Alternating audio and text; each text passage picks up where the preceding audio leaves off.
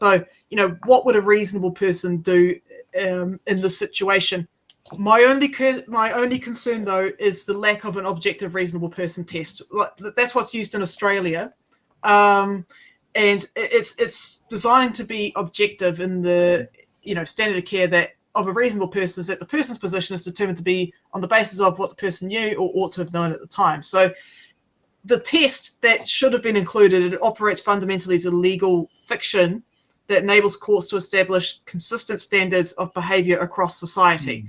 So, what would a reasonable person do in this situation? So the reasonable person is not the average person, according to the paper that I'm reading, nor is they exceptionally cautious or skilled. Rather, they represent a standard of ordinary care. So, for an example, if a driver runs a red light and causes an accident, the court considers whether a reasonable person would have acted differently, if so the driver may be found liable.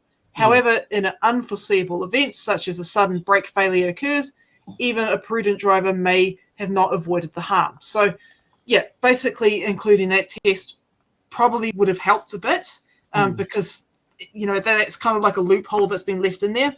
I hope eventually it does get amended in to protect more people. By the way, that objective reasonable person test takes into consideration whether or not a person has an intellectual disability or not, or whether they're blind, or whether it takes into account all the disabilities and everything.